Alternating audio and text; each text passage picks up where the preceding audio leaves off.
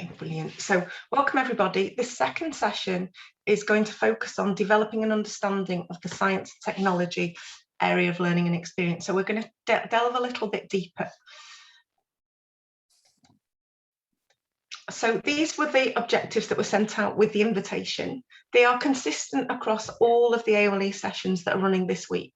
So we're going to be focusing today on progression in learning and looking at how we can plan to ensure that learners make progress. Okay, so this is just a slide that was in our last presentation, and it's just to recap on what we looked at last session. So remember, if you weren't here, have a look at that again. So it's the golden circle, it's the why, how and what. We looked last time at what we currently do. So we currently have that set of steps that we have as the procedure, that well-known scientific inquiry process that we follow. We also had a look at some of those inquiries that we currently do, both in the secondary and the primary. And we talked about the fact that actually, if we thought about why do we do that, it's kind of very difficult to explain. It's almost something that we've always done. So then after that, we looked at this slide, so the principles of planning. So we introduced this infographic on the why, what and how of planning.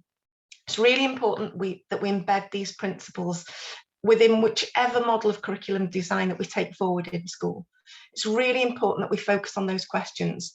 Why are we teaching this? What are the elements that we need to consider? So that blue circle, if you remember, is a reminder of what's currently in the Curriculum for Wales guidance. And at the bottom then, the white box, how are we going to teach this? So this is the area that we're going to focus on a little bit more today, on the how. Here again, it's just a reminder, we've got to make sure that whatever we plan is evidence informed. Because, you know, not only is that really good planning, but it's also integral to the professional standards for leadership, for teaching and leadership in Wales. So it's just a reminder, it's in there, it's clear for you to see. We won't spend any more time looking at this today. And again, this next element here highlights how we need to take on board what we've learned from cognitive science over recent years and what the research tells us about how children learn. If we know how children process and retain information, we can then start to adapt our teaching accordingly to increase its effectiveness. Developing our understanding of memory and how to balance cognitive load is really important, and we need to apply that to the classroom because that's got the potential to improve outcomes for all. So we know that we can only hold on to so much information. And if we just have a look at those different rows on that slide, we can see that the top row there emphasises the fact that knowledge builds on prior knowledge. And this is really crucial in our new curriculum. And it's one of the changes to what we currently do, that all-important emphasis on progression is crucial. So it's about the importance of accessing new information and building fluency within our learners. The middle row there highlights some of the key considerations that will support learners, including things like linking and connecting to experiences, the everyday life. We talked about some of this last time. Cultural capital, what they already know, what they bring to that table. Building on authentic context, seeing that bigger picture, being able to connect the learning across the curriculum, and the idea of that cognitive overload and ensuring that we don't expect too much. The bottom row there looks at some of those strategies that we can use, that we need to plan for within our teaching and learning to ensure that pupils get the most out of their learning. So we've got things like retrieval practice, space practice, interleaving, dual coding. There's an awful lot more theory out there, but just a starting point to get you thinking that we've got to plan for this. It's not something that we just do ad hoc within our teaching and learning. So here, another key consideration when planning, so before we get into that planning, is about sequencing with the curriculum. And this is all about essentially deciding on the order which you choose to teach your curriculum. So what goes first?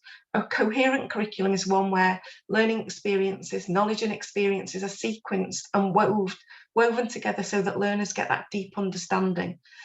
And the connections between those different subjects within the area of learning, but also across the curriculum. It's about vertical planning so that new knowledge builds on secure knowledge at every point as the learners progress through the curriculum. But it's also about horizontal planning so that links between the area of learning and experiences are made deliberately so that we can enhance and deepen learning. And then here we've got a little bit more about sequencing. So when sequencing learning within the curriculum, it's important that we start by identifying what are those core concepts that are important to this area of learning and experience. We need to review the statements of what matters, which we talked about last time, the accompanying rationales, which gives it a little bit more depth, because this will allow us to identify what that key knowledge is and what the key skills are and experiences that need to be developed. Secondly, we need to map out the big picture to identify the key concepts and see how they develop and connect. We also need to look for connections between the statements of what matters within this area and also beyond the area, so looking beyond science and technology. And finally, we've got to combine those knowledge and skills to create those deep learning experiences. So consider looking in more detail at what the pedagogical principle considerations are for the particular discipline. So how do we best teach this particular aspect? What does the evidence say is the best way of teaching and learning about a specific concept? And when do learners need hands-on experiences in order to secure the knowledge and understanding? I'm going to pass over to Hugh, who's going to take on the next bit. Are we okay, Hugh? Yeah, thanks, Nicola. In this next section, we're going to try and help you make sense of progression across the 3 to 16 learning continuum. Next slide, please, Nicola.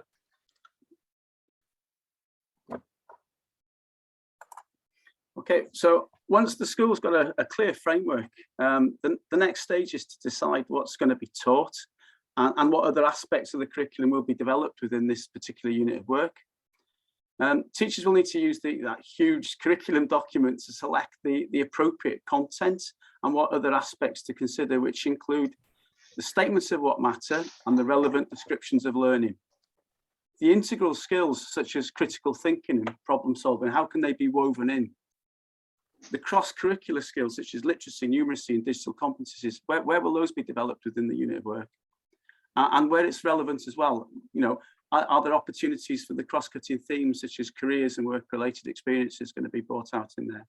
Okay, and it's important that these are planned for and not seen as add-ons, as they're all essential for the realisation for the 4 purposes. Next slide, please, Nicola.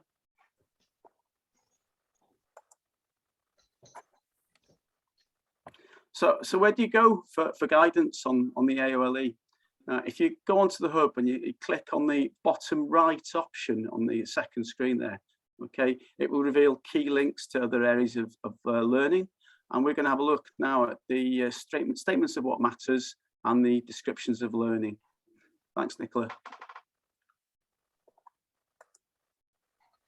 Okay, so let's have a little look at the what matters statements to start with. Okay, now these what matters statements sum up the big ideas or the key principles of each area of learning. They're the key concepts which matter most within each area and this destination for the learning or the target for the learning. And without planning to these statements, then you won't root the learning in progression. And that's what this is all about. Okay, Nicola. Okay, so how do we make sense of them? Now, in the previous session, we looked at how to unpack the what matters statements to discover the topics and the directions for learning. And you might have seen the slides with the yellow highlighter and pink highlighter, picking out the topics and the context from the statements. How do we make sense of them? Okay, so the statements should set the direction for learning. And I know that's not easy on some of these what matters statements, but if you look at them as a whole, okay, and use the narrative to see the bigger picture, you can identify the context for learning. Consider what experiences could support the learning and how the narrative relates to your learners and the community to make it relevant to them. Interpret each statement on its own and then overall to look for connections and integrate it really within the what matters statements within the science and technology AoLE and across the other AoLEs. Thanks, Nicola. Okay, and the statements of what matters tell us why it matters. They provide us with a destination for learning. And, you know, to quote Mark Burns, what does beautiful learning look like when you reach the destination? What should the students know? What knowledge should they have gained? What should they now be able to do? And what should they have experienced? And what will the journey look like as you're moving along? Next slide, please, Nicola. Okay, so linked to the what's matter statements are the descriptions of learning, but what are they? Okay, so the progression steps really are to be seen really as like check-in points. You know, has the learning been matched to these check-in points? It's the point in time at which we consider the descriptions of learning for what matters. They're not intended to form the basis of a tick list. That's really important, that they're not a tick list. Oh, we've covered that, let's tick it off. Okay, it's not designed for summative assessment either, but should inform the whole school curriculum design. They should support teachers by providing information on what the learning looks like to support their planning, assessment and intervention. Next slide, please, Nicola. Okay, so how do we make sense of the learning descriptions? Okay, now you can unpack the descriptions of learning. Okay, you can have a look at them, you can topicize them, you can identify what progress might look like within a 3-year progression between the progression steps. And we'll give you an example of this in a minute on a route map. So what you need to consider is that sort of what's the learning experiences or context for learning that could be planned to facilitate progression along this route. And ensure that the progression leads to learning and within the context. You need to be able to look forwards and look backwards and consider what the kids have already learned and what knowledge they've picked up and where you're headed towards. And you need to take into account the principles of progression and age-appropriated learning. Okay, Nicola? Okay, so here's an example now, okay, of like a route map. So in order to plan for progression, teachers need to see the statements of what matters as the destinations for learning. The progression steps, as we mentioned on a previous slide, are the check-in points. And here we've got the check-in points here. Okay, so it's the point in time which we consider descriptions of learning. So they're not intended to form the basis of a tick list, as we were saying previously. Okay, they should support practitioners by providing information on what the learning looks like to help them with planning, assessment, intervention. And in this example, you can see the descriptions of learning that contribute to an understanding of evolution. And these descriptions have been taken from the biology and the investigative science statements of what matters. And they're just listed on the screen there. Okay, so as we move along the route map across the 3 to 16 continuum and through the progression steps 1 through to 5, the level of challenge and the level of sophistication of understanding increases. So for example, at progression step 1 here, and if you can see if it's big enough here, I can explore the environment, make observations to communicate my ideas. So that will be in the investigative statements of what matters. And then I can recognize that plants and animals and living things are living things which grow. I will be in the biology statements of what matters. But by the time you get to progression 5, step 5, you can see that the level of difference and detail and challenge as you've got to progression step 5 that's there. Okay, next slide, please, Nicola. Okay, so with regards to evolution on that roadmap, you may know that in their search for food, some polar bears have been moving out of their traditional habitats and have been known to mate with grizzly bears further south. So here's the result. Is it a Pisley or is it a Growler bear? And what would beautiful learning look like in this context? So if the learners, you know, if the learners can look at the image, they should be able to describe the adaptations that's been going on, reproduction and competition between the grizzlies and the polar bears, changing habitats, impact of humanity on their habitats, role of natural selection, and how this has led to an evolution of a new species of bear. And if we show a student aged 5, you know, at the very beginning of the learning journey, the image of what would beautiful look like, hopefully they'd be able to recognize it's a living thing. They'd be able to describe the bear and identify some of its features. They'd be able to make some observations about the environment in which it lives. Thanks, Nicola. Okay, so let's try to make sense of the descriptions of learning, identify what beautiful learning could look like, within the 3 years between the check-in points. So you've got the check-in points 1 through to 5 there. What's the learning that's needed in between them? So to do this, start by establishing the context for learning. The context for learning in this example is evolution within bears. We need to consider what would the learners know, understand and have experienced if they have achieved all the learning at a particular stage. And in other words, what would excellent or beautiful learning look like at each stage of the continuum? So if you can click through some of those, Nicola, to show the beautiful learning. Okay, so this is what you would expect the learners to be able to do and to have learned. And this would be the beautiful learning at each of those stages. And also, teachers will need to look backwards and to look forwards when they're thinking about progression of learning. You need to consider the skills and knowledge the learners already have and where the learning is progressing towards. As well, teachers will need to take into account the principles of progression there.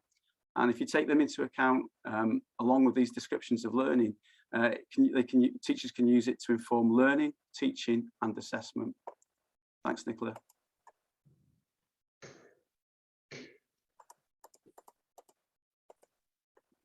Okay, now don't worry about seeing the detail, okay, in this. I know it's really small, okay, the writing is really small, but what we're trying to show here is a route map through to a key question. One of the big questions is the Pisley a new species of bear at the top there, and the learners are going to have to identify, try to answer that context question. And alongside here, you've got on the right hand side, on the right hand side, at the bottom there, you've got blue squares. Left, then right, then left, then right on the way up. The blue squares are the descriptions of learning. And then on the other side, immediately opposite them, is what the beautiful learning should look like at those check-in points. So you could then use that to actually insert the learning that's needed up to those points there. What will you be able to sort of teach the students so that they can allow for this beautiful learning? Okay, so remember that each of these steps is about 3 years long. So the second page now, Nicola, if that can come up, brilliant, exemplifies what the learning could look like in between each of those steps. Now, if we zoom in, Nicola, if you can move on to the next slide, that'd be brilliant, please. Now you can see that learning could evolve from age 3 before progression step 1. Now, I can't see the slide, Nicola, it's just too small here for me. I just wish you could read some of the bits and pieces from it, please.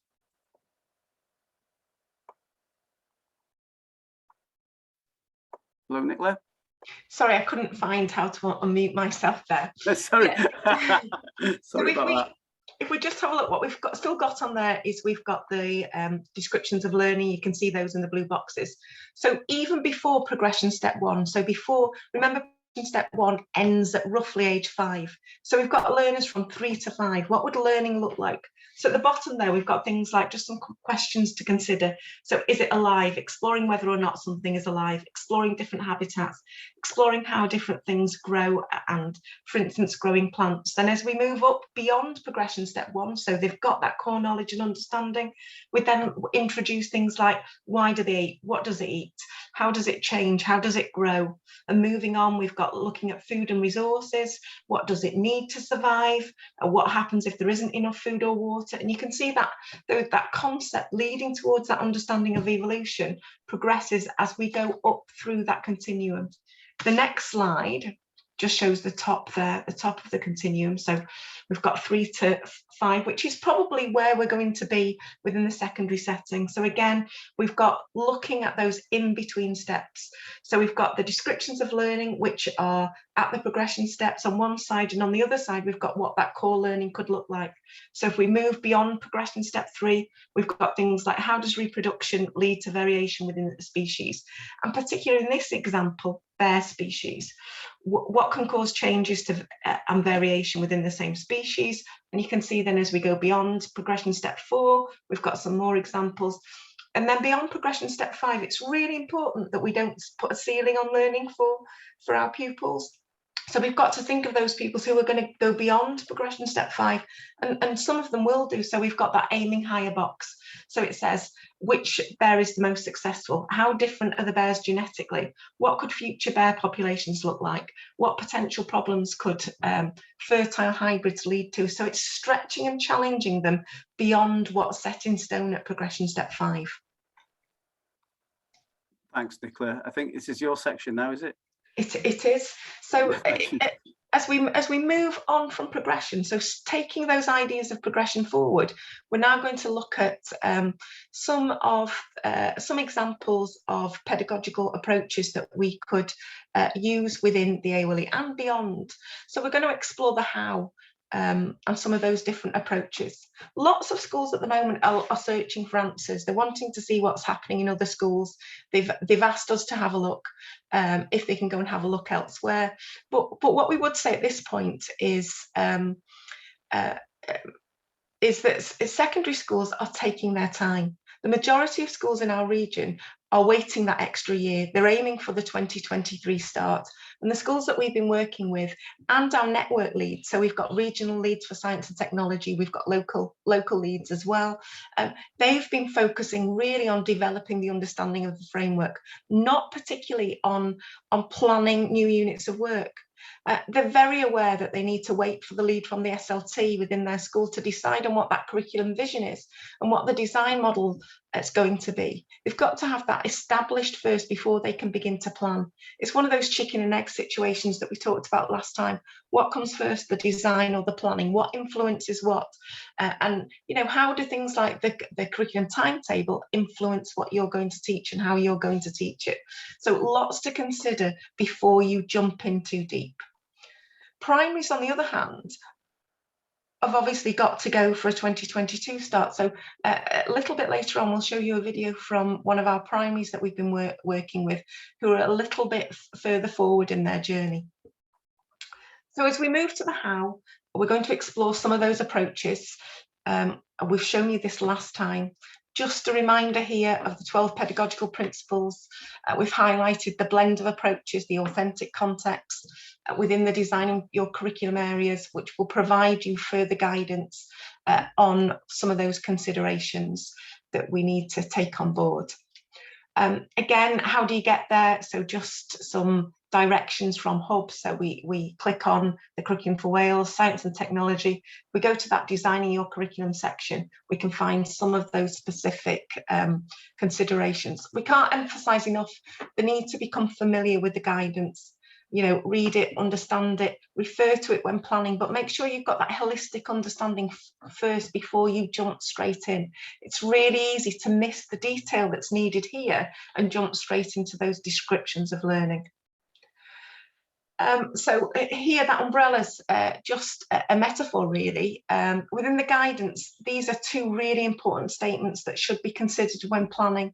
So the first one refers to the statements of what matters, which is being curious and searching for answers is essential to our understanding and predicting phenomena. That's like an umbrella statement that goes across the whole of the area of learning and experience. So we talked about this last time, didn't we? And then the second statement there, the statements of what matters about design and engineering, gives opportunities to apply learning expressed in the others.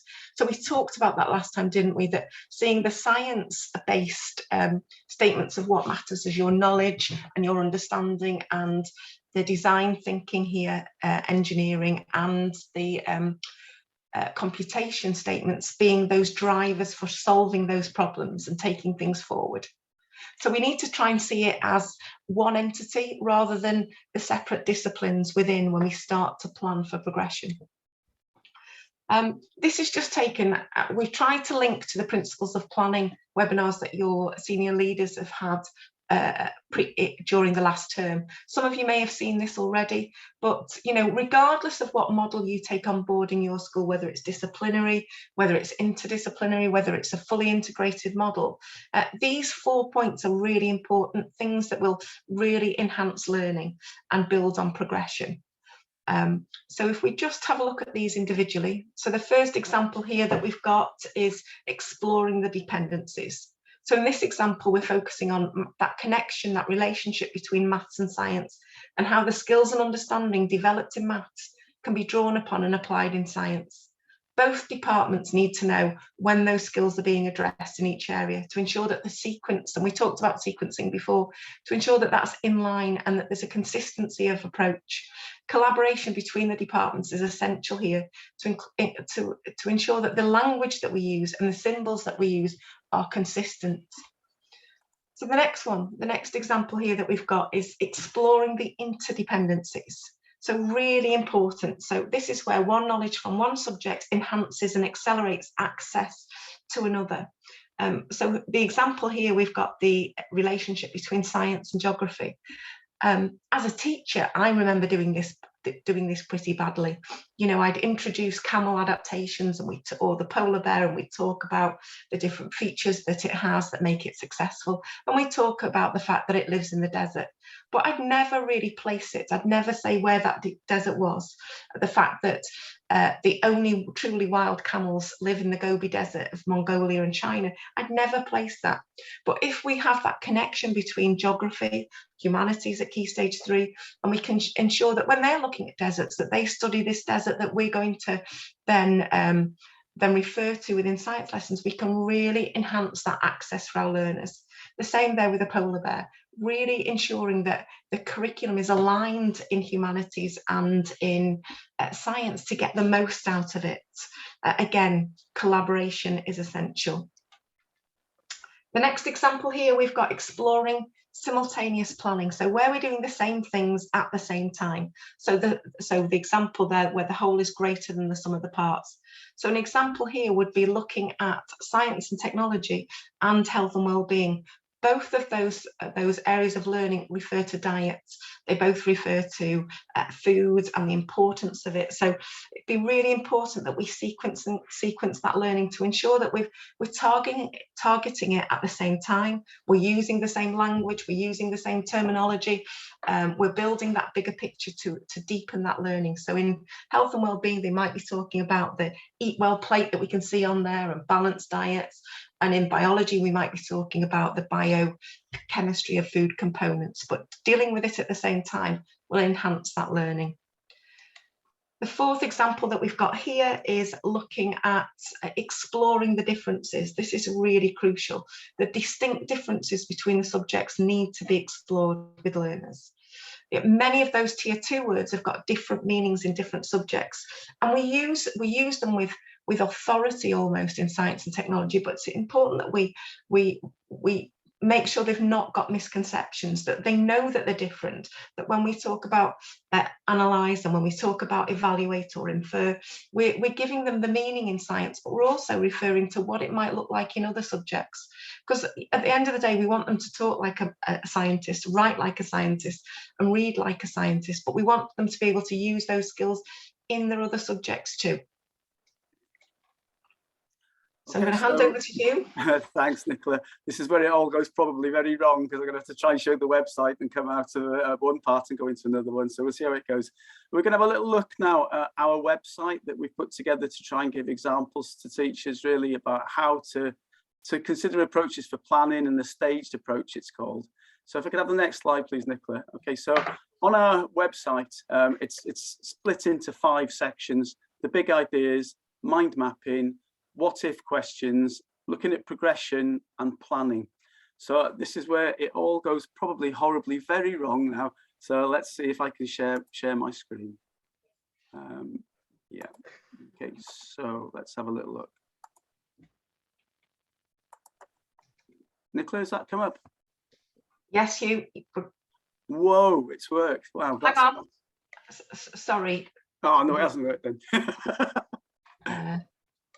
No, it's me on the wrong screen.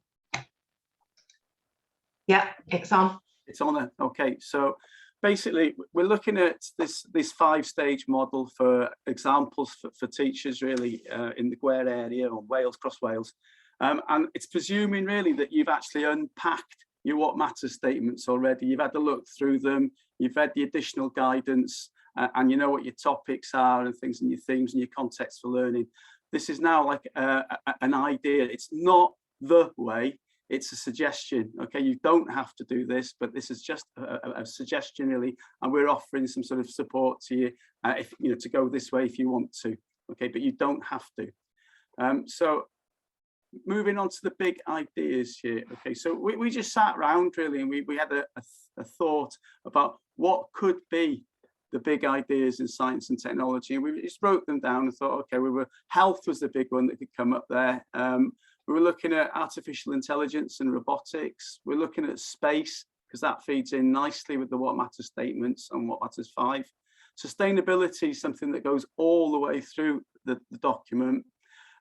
Earth's resources, needs for elements, metals, minerals, materials, food and water for the world, fuels and electricity, our need for energy, massive topic at the moment, transportation, climate change, our changing Earth, communication, me, my community and my environment, designing, creating, making, building, manufacturing, marketing and selling. So what we've got here is a whole list of them here, and above that is, if you click that, there's a video that plays with a voiceover, so it talks you through what we're saying now. So here were some of them, and some others we thought of, like science and technology and education, training, employment, careers and diversity, keeping safe and warm, ethical science, science and technology in the news. These are what we came up with, but we then realized that these overlap. You know, Earth's resources, our need for elements, metals, minerals and materials could fit into a sustainable future, as could food and water for the world. So that could be one complete unit really, with all of those in it, which could meet sustainability. Look at the chemistry, what matters statements there. Fuels and electricity, our need for energy. Those could also link to climate change and our change in Earth, really, because, you know, obviously burning fossil fuels is causing climate change to generate electricity. Science, technology, education, training, employment, careers and diversity, we thought should go into every single topic, because you need to be telling the kids as part of the Cure element about the particular type of employments that could be you know, attained in one of these elements here. And ethical science, well, just because we should we, is one of the key features in What Matters 1. This should be in all of them as well. So we whittled it down to possibly 10 big ideas. But there's also, isn't there, there's the guidance in on the big ideas in science and technology, and also the big ideas in science. So you could also use those. Excuse me, I'm just going to switch my phone off because my daughter's decided to phone me right in the middle of the presentation. She's a rogue, that girl. Okay, so anyway, we've got these big ideas here. We thought that those would do as a start, really, to have a little look at developing. So we've got some there that could include more than one What Matters statement, and indeed they could overlap into other AoLEs. So we then sat down and had a little look at, say, a mind map. Now this looks this is a blank mind map here, but as you can see, there's huge versions of it. When we were looking at health on the mind map, we were thinking, how can science and technology be involved with that? Or we could be looking at things like ultrasound, we could look at laser surgery, we could be looking at human biology. All science and technology fits into health really nicely, but you've also got humanities, you've also got health and well-being feeding into it. So you could see all of these sort of AoLEs, other AoLEs sharing in with the science and technology, so they get the bigger picture, really, okay? And then to drive context for teaching, we thought we'd come up with some questions, what if questions, you know? What if I stopped cutting down trees at Christmas time? What happens if single-use plastics get banned? And these are like a provoking sort of discussion, really, so that you could actually plan to teach a unit towards answering that question. Then we were looking at progression, and you'll have seen some of these roadmaps previously, okay, with you'd put in the progression steps there, the descriptions of learning, and then you'd actually say what is beautiful, what beautiful learning would look like at that particular point. Now, all of these templates are downloadable from the site if you want to use them. Okay, there's examples of completed ones. There's ones where you can actually put the learning in to match the progression step there. You can download those. And we've got quite a few examples here in the planning part of it here. So in the planning part of it, we've got an overall planning sheet here. I don't know if you want to come in and Nicola and say a few things about this. This is your planning sheet as well, so you've got a much better overview of this. Yeah, thanks, Hugh. Can you scroll down a little bit? Can you scroll down to the completed one? Certainly can do. So if you just that stop one, there. or this one here? Yeah, that one, brilliant. So on each of these pages on the sections, we've got a little pre-recorded video where we've explained it a little bit better than what we're probably doing right now.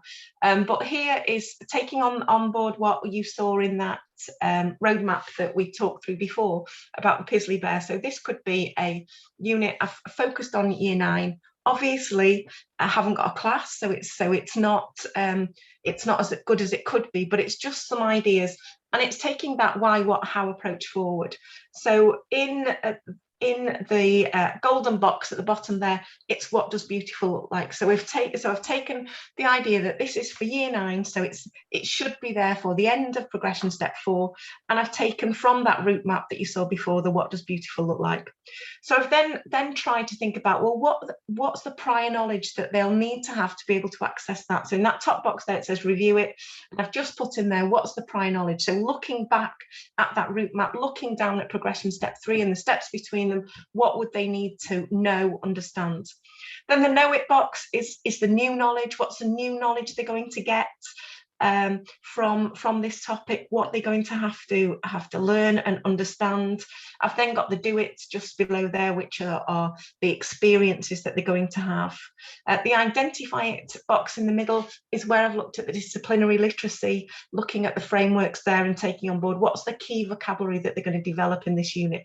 What are those integral skills that they're going to be able to apply in this unit of work. We've also got the cross-curricular skills of literacy, numeracy and digital competency within there. At the top, taking on board what we learned in the unpacking section of the What Matters statement. So how are we going to make it real? How are we going to give it a purpose? Thinking of those 4 purposes, obviously, but also the purpose of our learners learning about this. At the bottom, we've got linking it, the big picture box, which is how we link it to the rest of the area of learning, because this is more of a disciplinary approach, isn't it? So what are those transferable concepts that we're going to uncover in this topic? So things like sustainability, climate change. We've then got links to other areas of learning, so humanities, health and well-being, languages. The middle bit is taking that a little bit, planning a bit more detail. So what are the key concepts that we're going to develop within this topic? So it's not what you see here, it's not focused on activities, it's what's the learning. So you've then got the key bits of learning, things like adaptations, competition between species and so on. And then the show it box, the last box over there, is how are they going to demonstrate to you that they've understood, that they've developed their learning. So it's almost their formative assessment, what we're going to assess along the way. But it's all about the learning rather than about activities at this stage. That would come later. If we go down onto the curriculum model section here, what we've tried to do is exemplify for you an example of what it could look like, what learning could look like, and how you could plan for progression through a disciplinary model, a multidisciplinary, an interdisciplinary, and an integrated. The disciplinary model is just that evolution one that we've shown you already, but it goes through the whole 5 steps. So if you've got your mind map at the top, which is stage 1. You can see it's only taking on board 2 of the What Matters statements. Down again, Hugh. We've then got what if questions. So what would be the what ifs that you might want to explore within this unit? As we go down, we've got step 4, which is our progression planning. So looking at that progression route map. As we go down, step 5 is all the way down here, is that then planning template. I don't know whether you can go further down there. Can you? No, that's oh, here we go. Yeah, there it is. So you can see on these curriculum models at the bottom, you can see it going through all the 5 stages. If you just click on the Sustainable Christmas one here, we'll just exemplify that one before we move on. Okay. So this is an integrated approach. So looking at bringing together science and technology here as an entirety. So our big idea is in the middle of that circle. It says, is it possible to have a sustainable Christmas? And then we've got within the within the mind map there, you can see in the blue boxes the science and technology, the other 5 statements of what matters, so the design thinking, life, matter. And I've started to pull out in those boxes, those peach coloured boxes, the integral skills. So how can we develop planning and organising? So in this example, they could be planning things like a Christmas jumper swap shop, a sustainable Christmas fair. There's lots of ideas on there for each of those.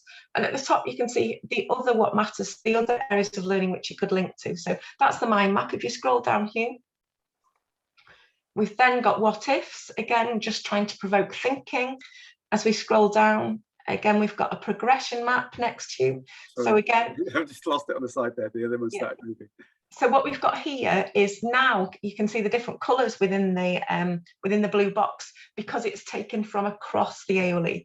So we've got design thinking, we've got computation coming in, we've got obviously the engineering, the biology, the chemistry, the physics, and in the blue writing there, you can see that's that overarching umbrella statement, the being curious and searching for answers. So just as I talked through before, I've done the same now, but combining those ideas. So in the what does beautiful look like, it takes on board all of the area of learning as an entirety. If you scroll down again, Hugh. Okay. You can then see the steps in between, like we talked about before. So what would happen along that journey, depending on where they are on the journey. And as we go down to the bottom, this example here, this planning template's been completed for a year 7. So a year 7 unit. So the unit could be taking on board that big question, is it possible to have a sustainable Christmas? We've got the what does beautiful look like? And then we've again exemplified what could that learning look like, not activities, what would the learning look like within this unit of work. I've put the link to the website in the chat so you can explore it.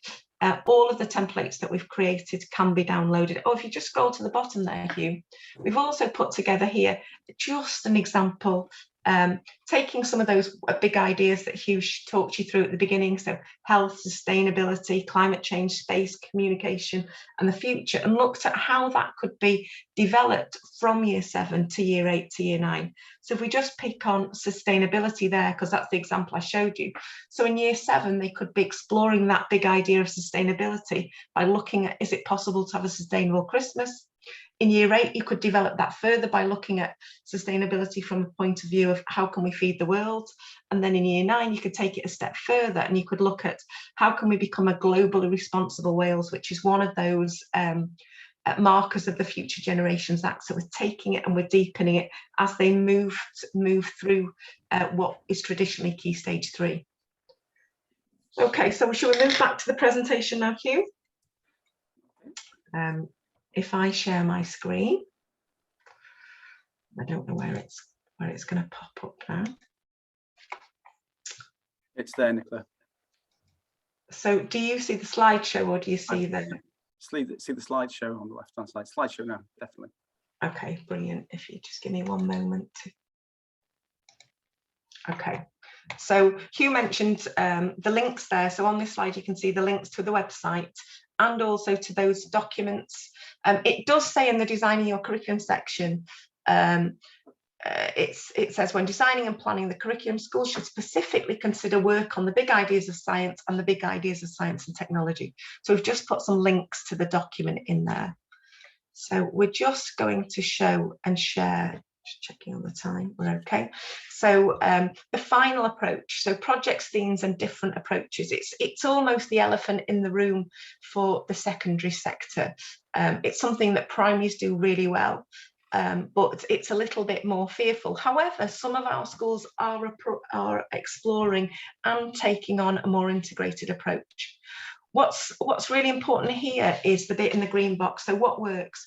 So a shared underlying concept across a new number of subjects, not trying to throw the kitchen sink at it. What doesn't work is when we try and extend it across every area of learning. It's about that deeper learning. So there's got to be real deep connections, you know, and how can we develop learners' understanding from different subjects to answer specific big questions? So Shan delivered the maths section this morning, and she talked about magpieing ideas, and that's one thing that we really do need to do here. I really like the XP School, and I talk about XP School an awful lot. It's, if you don't know, it's a school in Doncaster, or it started off as a school in Doncaster. There's now several of them, but their curriculum is delivered through expeditions. It's a standards-based and teacher-led curriculum. They use the national curriculum at Key Stage 3 and 4 to guide them through, but they deliver their learning through these expeditions. So you can see some of them on the screen there. So one they've got in Year 8 called Being Human. They've got another one called From the Ground Up that they deliver in Year 7. And they've got a wide range of expeditions that they undergo as they move through their school. All of their expeditions have a guided question, so you can see there the guided question. So what does it mean to be human? What does Doncaster owe to the miners? All of their projects that they deliver always start with an immersion section. So it might be a week, it might be a few days. They might take them out into the community to experience some of this firsthand. It might be that they are given a case study to look at. They also have an anchor text. So every expedition has a book that goes alongside it that they read, and they need to have read it throughout that expedition to really gain a better understanding. So XP School, definitely a place to go to look at and explore if you're looking at a more integrated approach. One of the things that the XP School have is a series of laws, and one of them is called Jeff's Law. And this is really important to ensure that their expeditions, their projects are successful, that there's rigour and self-evaluation built in. Jeff's Law includes all the key elements that you've got to do that need to be planned for prior to their project being delivered. So it includes all the non-negotiables, from assigning a project leader to planning each aspect, to addressing which standards they're going to address. So in our example, it would be which of those what matter statements, which of the descriptions of learning are we looking at, from organising the field trips beforehand to placing the orders. So it makes sure that their projects are successful. I mean, how many times have I in the past delivered a scheme, planned a scheme, we've thought, right, we're going to have the NHS come in to deliver something for us, and I don't book it, I leave it to last minute, and then it's not in the right context. So this set of laws that they have really ensures that the project is going to be a success before they start delivering it. So rigour is really important, especially when we're looking at thematic approaches. So for any curriculum model, so it doesn't matter whether you're going to go down the line of a disciplinary model or a more integrated approach like they've got at XP, that we really focus back on this circle. The why, really important. It's going to be the driver. What's going to drive your curriculum? Why do kids need to learn about these aspects? The what's taken from the framework, obviously, and the how that we've talked about. Another place to go and visit, another link, and the links you can see on the screen there, is High Tech High. They do project-based learning. It's a real technical school in the United States. And it was a visit to High Tech High that Gwynap Harry, who is the CEO of XP, gauged his inspiration. So he went off to San Diego, he visited the schools, and he was really blown away by what they do there. So they're guided by those 4 principles that you see on the screen, but it's about connecting that real world to the classroom. It's about authentic work. It's inquiry across different multiple disciplines, leading to create what they call meaningful and beautiful work. The pink box is on there, so you've got a link to the project-based learning at the school, but also you've got an ebook that shows some of their previous projects that you can have a look at. Here you can see an example of one of their projects. It's called Actually It Is Rocket Science. You can see a description there of the project. This is a grade 8, so our year 9, but you can see the demands that they've got in there, the challenge that's in their project. Look at the words that they're using, the concepts that they're considering within this. So you can see it's not dumbing it down at all. It's combining science and mathematics in a really meaningful way. What I really like here is their different approach to assessment, which is mapped out at the project design phase. Yes, they've got a focus on written assignments, but they also give credit for designing, presenting, and talking about their projects with their families. It enables all pupils to be successful in some aspect of it. And you can see the outcomes of their projects at the bottom there. Professor Donaldson talks openly about, yes, we know how to look at progression within one of the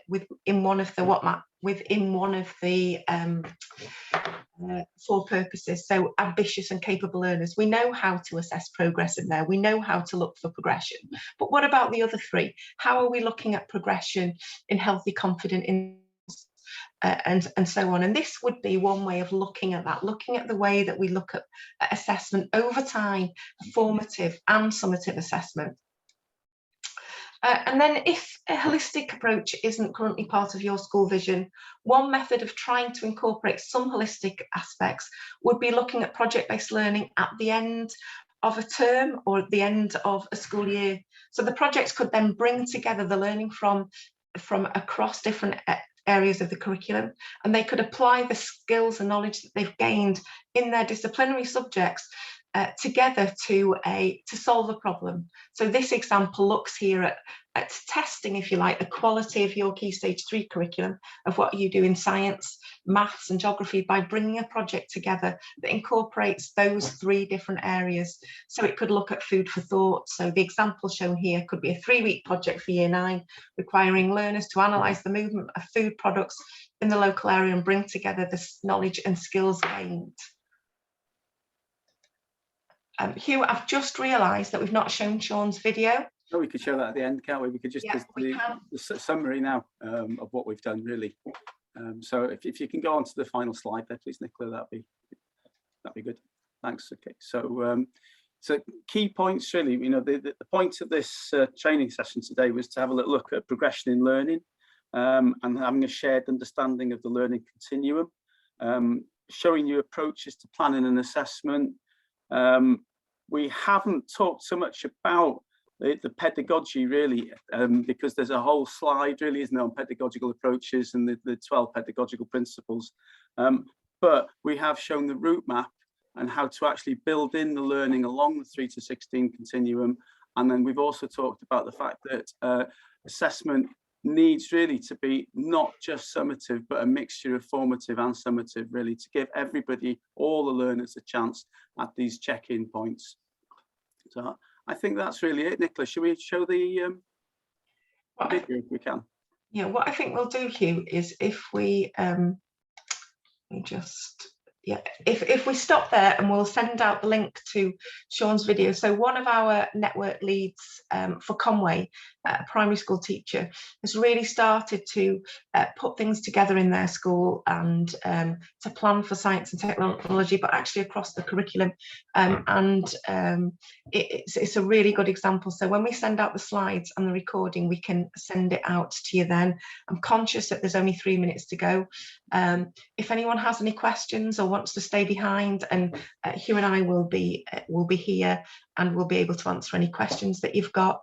Other than that, we will send out the video recording, the presentation where you've got all the links to the different things that we've talked about. The website I did drop into the chat.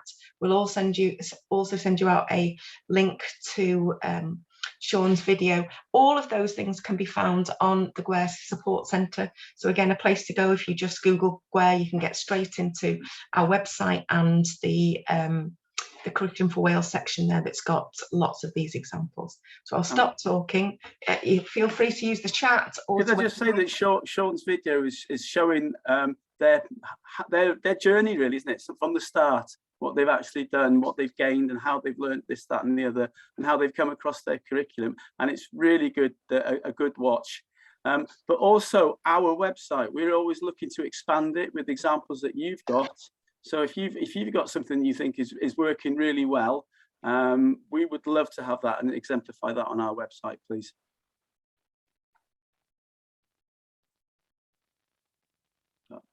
Any questions?